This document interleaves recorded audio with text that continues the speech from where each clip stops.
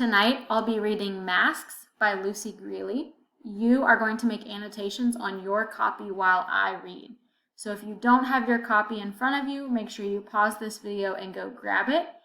It is in your go bag in the same packet that had the low cut strike again.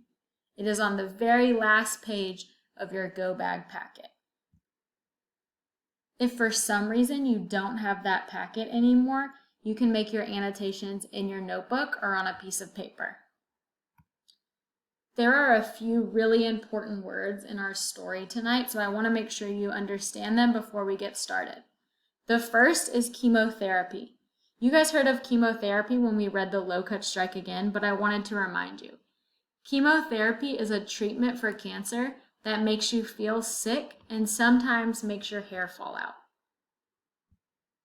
Lucy Grealy is our author today, and she writes an autobiography. So that means that she writes a story about her life. Now, she had chemotherapy and it made her jawbone collapse. So I want you to look at her face and notice what she looks like before we start reading. Another word that I want to make sure you know is the word progressed. And progressed just means moved along. Lucy is going to talk about the school year progressing slowly, and that just means the school year is moving along slowly.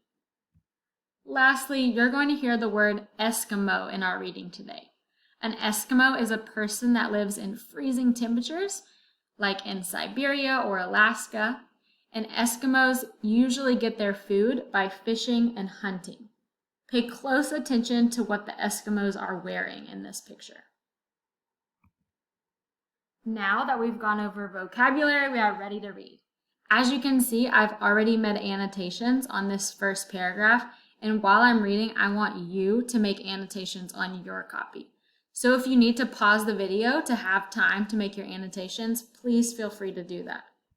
Like I said before, the title of our text today is Masks, and it is an excerpt from Autobiography of a Face. An excerpt just means it is a piece of a larger text. An autobiography means that someone writes a book about their life.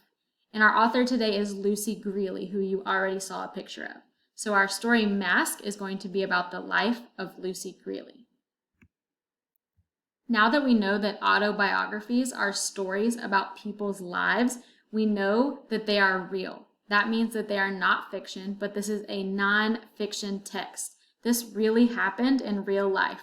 I want you to make sure you annotate non-fiction text at the top because that's going to tell us what genre-based thinking job we need to use.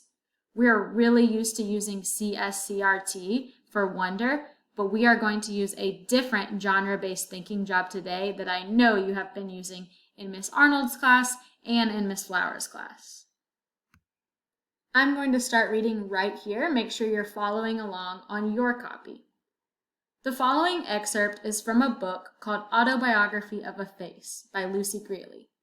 In this memoir, Grealy describes being diagnosed with bone cancer in her jaw when she was a little girl. The cancer and chemotherapy ate away at her jawbone, collapsing her face. Notice the first annotation I made is something that I learned about Lucy Grealy. I used an abbreviation and I said Lucy Grealy's cancer made her face deformed. I want you to pause the video and make sure you copy that annotation on your page. The school year progressed slowly. I felt as if I had been in the 6th grade for years, yet it was only October. Halloween was approaching. Notice I annotated the setting when the story is taking place. I found out that it's October, it is almost Halloween, and I also annotated some character information. I found out that Lucy Grealy in this section of the text is in 6th grade.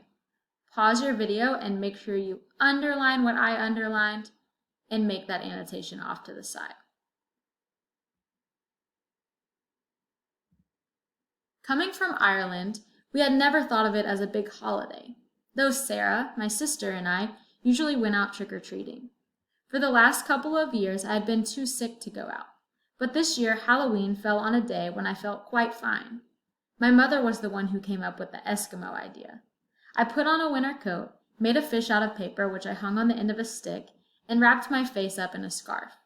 My hair was growing in, and I loved the way the top of the hood rubbed against it. By this time, a hat had become part of me. I took it off only at home. I want you to pause and add another annotation right here where I just read. Think about why Lucy Grealy normally felt sick.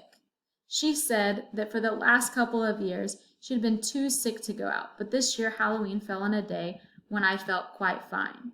Think about why she normally feels sick and annotate it right here off to the side. Go ahead and pause the video and make that annotation on your paper. Sometimes kids would make fun of me, run past me, knock my hat off, and call me Baldy. I hated this, but I assumed that one day my hair would grow in, and on that day the teasing would end. I annotated right here that Lucy Grealy lost her hair because of cancer. I also noticed that people make fun of her for having her hair lost. I want you to think in your head right now, how is that similar to what we know about August? Make sure you pause the video and make an annotation right here. Tomorrow in class, we'll pick up at the second paragraph. Before tomorrow, I want you to think about the narrator's costume for Halloween. Why do you think her mom suggested dressing up as an Eskimo? Think about the picture of the Eskimo that I showed you and Lucy's condition. Think about what she looks like. Why would her mom pick out an Eskimo costume? And why would Lucy be so excited to wear that costume?